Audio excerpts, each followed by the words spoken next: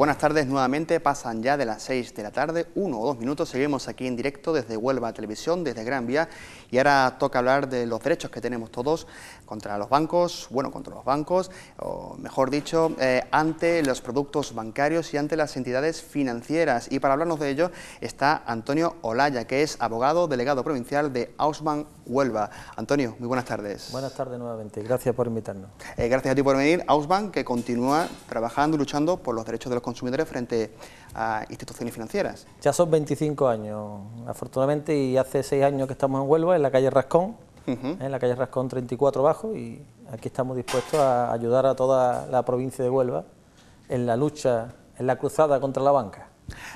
Bueno, la cruzada contra la banca entre comillas, ¿no? Que se puede decir. Entre comillas. Siempre la banca es necesaria, como ya dijimos la semana pasada, la banca es necesaria y es fundamental, y de hecho la crisis está provocada porque la banca no da dinero, entonces tenemos que apoyar un sistema bancario equitativo, justo, transparente.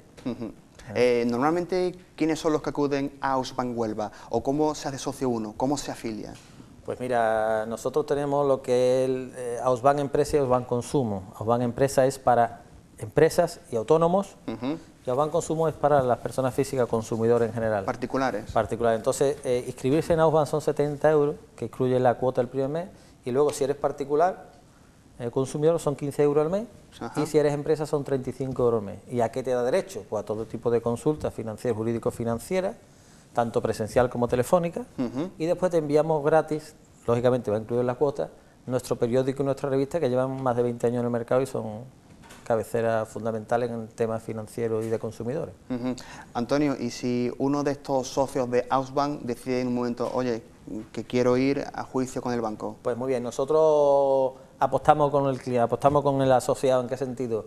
Que con una provisión de fondos mínima, después vamos a un porcentaje de lo que el banco le tenga que devolver al cliente, o lo que tenga el banco que dejar de pagar, o lo que tenga el cliente que dejarle de pagar al banco. Vamos siempre a porcentaje y apostamos nuestros honorarios, nuestros ingresos, también con el cliente a ganar. En vez de cobrar una cantidad fija tal como establece el Colegio de Abogados, que cualquier abogado, y es lógico y es legítimo, cobra lo que primero lo que puedan pactar entre las partes, si no los baremos del colegio, pero nosotros queremos apostar con la clientela, queremos apostar con el asociado, y también nuestros honorarios van a depender de del resultado final que consigamos. Un importe mínimo como provisión de fondos, y el resto vamos también con el cliente y apostamos a ganar. Bueno, pues ya para que se entere todo el mundo en qué consiste Ausbank Huelva, si usted pues tiene la necesidad de afiliarse, de asociarse, y si tiene algún problema con su entidad bancaria, pues ahí está, en la calle Rascón número 34 Bajo. Número 34 Bajo. Ahí está Ausbank y Antonio Olaya. Antonio, la pasada semana hablábamos de las cláusulas suelo. Correcto. Y hoy hablamos de ejecuciones hipotecarias. Perfecto. ¿Qué son? Y bueno, ¿con qué se suele confundir? Mira, ¿no? Efectivamente, has dado en la clave. Ahí está en la sociedad una palabra que todo el mundo parece que conoce, que es la famosa dación en pago. Y se suele confundir la dación en pago con... Acción en pago. Dación en pago es dar en pago de. Yo te doy a cambio de lo que te debo, te doy el bien.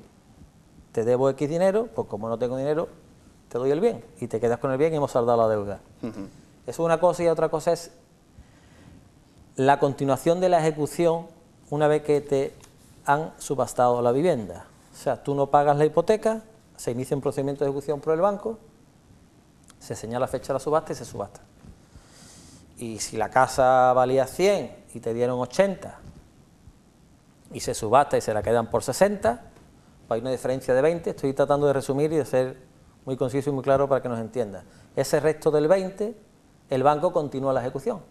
Y eso es lo que el 15M y las famosas asociaciones que están todo el día en los medios diciendo que no hay derecho a que siga la ejecución una vez que se ha quedado el banco con la vivienda. Y entonces por eso abogan por la dación en pago, para evitar que siga el procedimiento de ejecución. Dicen ellos, oye, si se queda el banco con la vivienda, que se dé por saldar la deuda. Entonces una cosa es dar en pago de, y otra cosa es, una vez que hay una ejecución hipotecaria, una vez que hay subasta, que siga o no siga el procedimiento. O sea, la dación en pago es antes de que haya un procedimiento.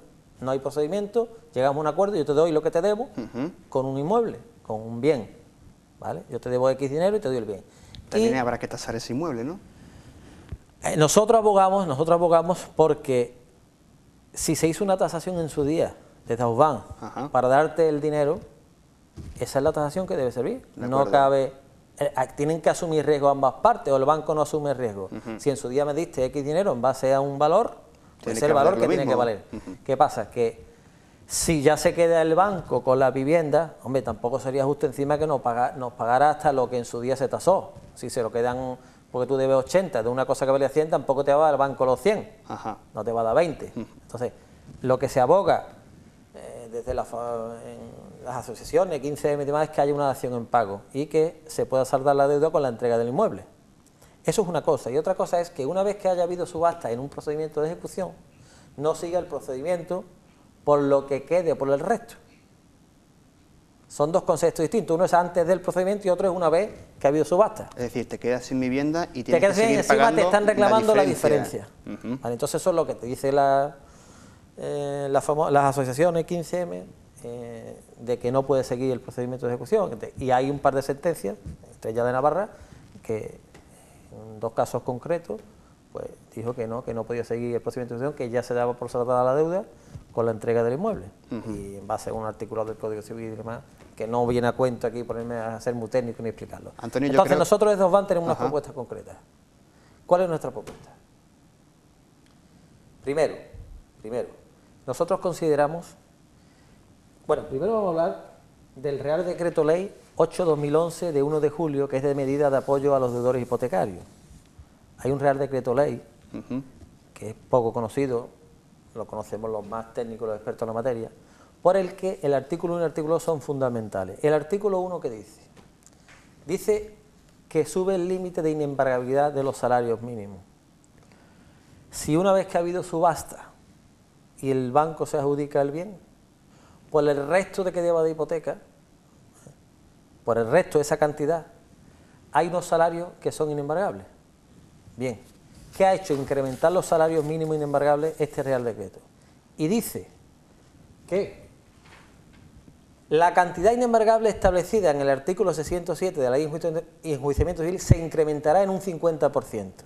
Y además, en otro 30% del salario mínimo interprofesional por cada miembro del núcleo familiar que no disponga de ingresos propios regulares, salario o pensión superiores al salario mínimo. Lo traduzco. Ejemplo, ¿qué es lo que nos gusta? Familia, matrimonio, con un hijo, una hija. Solo trabaja el padre y tiene un salario de 1.000 euros, muy típico en España. Bien. Esa persona, aunque haya subasta y le quede deuda pendiente por pagar, no van a poder embargarle su salario. ¿Por qué? Porque si el salario mínimo inembargable, según el artículo 607 de la Ley de Enjuiciamiento Civil, habla del salario mínimo inembargable, que para el 2011 son 641 euros. Como lo incrementa en un 50% ya del tirón, nos vamos a casi 1.000 euros, a 900 y pico. Pero como además eleva un 30% ese salario mínimo por cada miembro de una unidad familiar que no esté trabajando, tenemos el 30 de la esposa y el 30 del hijo, un 60 del 60, de los 641. Nos vamos a 300 y pico de ese 400. O sea que hasta que no el salario de ese padre de familia no supere los 1.300, 1.400 euros, no va a poder el banco empezar a embargarle. Ajá. Y eso lo sabe poca gente. De acuerdo. Entonces, que nos quede claro que ha habido una reforma y entonces se eleva el salario mínimo el 50% y además un 30% por cada miembro de la unidad familiar que no reciba ningún tipo de ingreso. Entonces, que no hay tanto miedo a esa ejecución, a esa continuación de la ejecución una vez que ha habido subasta. Pero para que esto no ocurra, tiene uno que recurrir a magistratura, ¿no? Hombre, te lo pueden reclamar, tienes que oponerte. No, magistratura es...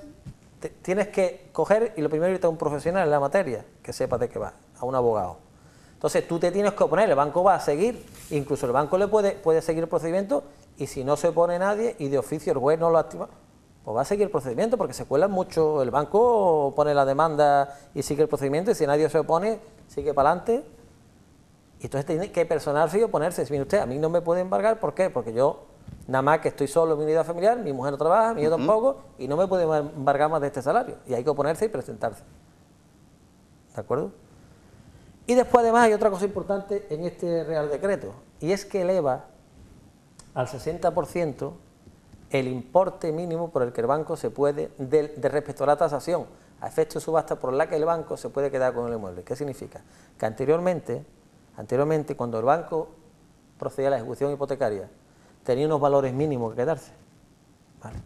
Cuando no había postores, que es lo que está ocurriendo, que no hay postores porque han caído tanto los precios y tantos inmuebles, el banco se podía quedar por el inmueble por el 50% del valor a efecto de subasta. Yo explicamos la diferencia entre el valor de tasación y valor a efecto de subasta, que no tiene por qué coincidir, aunque la mayoría de las veces coincide. ¿Qué quiere decir? Que si un bien que valía 100 y te dan 80, el banco ejecutaba, no había postores, y decía, yo me lo quedo por 50.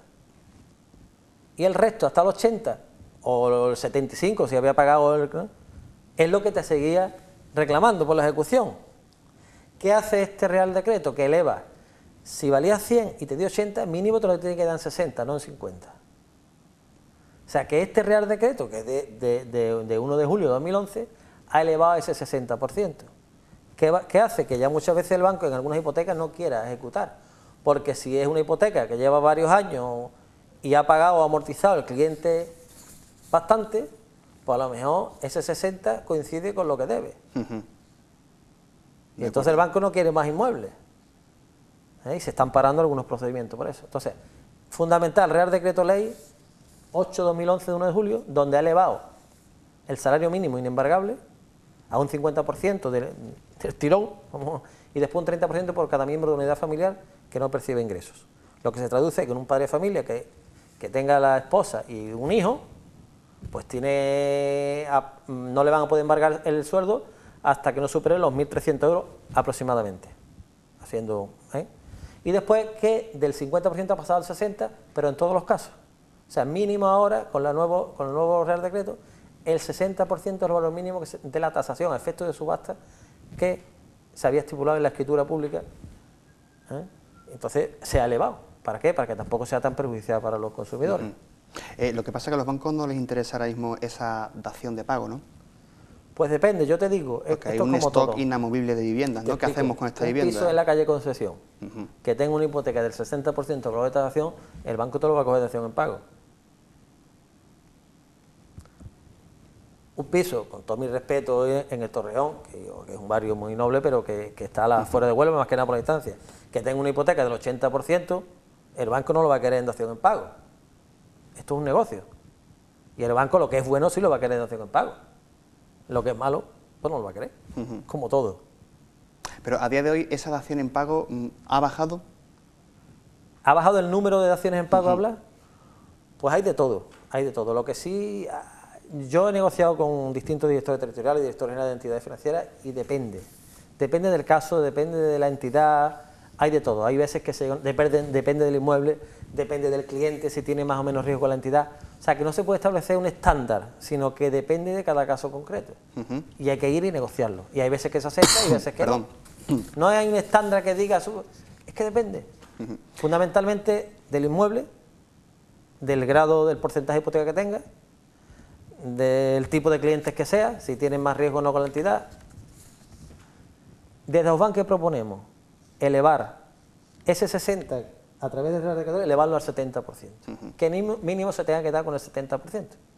Porque si se queda con el 70%, el banco tiene un margen importante, porque si la casa valía 100, me diste 80 y te lo queda por 70, si valía 100, para que tú pierdas tiene que haber bajado más de un 30% el valor. Luego tiene margen el banco para no perder. Entonces desde Ausban proponemos que sea el 70%. Pero además el 70% del valor de tasación. El que diga la empresa tasadora homologada por el Banco de España, no el valor de tasación a efecto de subasta que se pacta supuestamente por las partes cuando se pone unitariamente por el banco. Hay veces, yo lo explico rápidamente, cuando la hipoteca no es del 80%, sino menos de un 50%, casos, os pongo casos, parejita que se casa, tiene dinero para pagar la cuota mensual, pero no tiene dinero para la entrada, y yo los gasto. ¿Qué hacen? Hipoteca la casa de los padres. El banco dice, no te preocupes, ¿qué te falta? 20.000 euros y hacemos una hipoteca de la casa de los padres. La casa de los padres vale los 200. ¿Ampliación de la hipoteca? No, te hacemos la hipoteca de la casa que compra, el 80%, y de lo que te falta, 20, 30.000 euros, hipotecamos la casa de tus padres, que ya son mayores, la tienen libre, la hipotecamos. Claro, la casa de los padres vale 200.000 euros, 180, y la hipotecan por 20 por 30. No ponen valor a efecto de subasta el valor de tasación de 200.000, porque si se la adjudica tendrían que pagarle con la nueva el 60% de esos 200.000, 120.000. ¿Qué hacen? Dicen, no, a efecto de subasta, 50.000 euros. Claro, como luego va al 60%, luego se lo diga por 30. Y no tienen que devolverle prácticamente nada y se quedan con una casa de 200. Vale, entonces, ¿por qué abogamos desde Ausban a que el valor de tasación a efecto de subasta que se recoge en la escritura sea el valor de tasación a efecto de mercado que ha emitido una empresa tasadora homologada por el Banco de España? Y habría que modificar la ley en ese aspecto. El 682, quiero recordar del... Entonces, eso es fundamental, que se eleve al 70% y además de valor de tasación de lo que diga el Banco de España. De mercado que haya dicho la tasadora que tasó, que está homologada por el Banco de España, no el valor de tasación a efecto de subasta de una subasta que supuestamente y libremente establece las partes, cuando es el banco el que unilateralmente la pone como cláusula de adhesión. Oye, Antonio, tú me hablas de un Real Decreto, pero yo también he estado mirando y tengo por aquí apuntado este artículo 693.3 de la Ley de Enjuiciamiento Civil. Veo que estás puesto, ¿eh? Veo que te has estudiado la materia. Le hemos echado un vistazo, sí. Está bien, está bien. Mira, te explico. Mira, me alegra que me haga la pregunta porque eso fue una modificación de la Ley de Enjuiciamiento Civil a raíz de una propuesta de Ausban. ¿Qué permite el 693.3 de la Ley de Enjuiciamiento Civil? Permite enervar, paralizar la ejecución, enervar la acción de ejecución hipotecaria, pagando realmente lo que deba en ese momento el cliente, el deudor, con los gastos de eso que deba. Y yo te lo explico. Cuando tú empiezas a deber 3 o 4 recibos, inicia el procedimiento de ejecución hipotecaria. ¿Qué hace el banco? Te reclama la totalidad de la deuda. Una hipoteca de 150.000 euros que deba 3 o 4 recibos, el banco te mete el procedimiento y te reclama la totalidad. Bien, si es tu primera vivienda, tu vivienda habitual, tú tienes la opción por el 693.3 de la Ley de Enjuiciamiento Civil, que se modificó, se incluyó más bien a propuesta de Ausban, de paralizar cada 5 años ese procedimiento de ejecución si depositas lo que realmente deba, los recibos que deba más los intereses correspondientes más y las costas de ese importe, no de la totalidad, que no te quieran cobrar la totalidad del procedimiento, las costas. Entonces cada 5 años se puede paralizar. ¿Qué pasa? Que normalmente los clientes no saben esto, los consumidores no lo saben. Y cuando el banco le reclama 150, 180 euros, ni se persona en el procedimiento, no contesta y pierde la vivienda.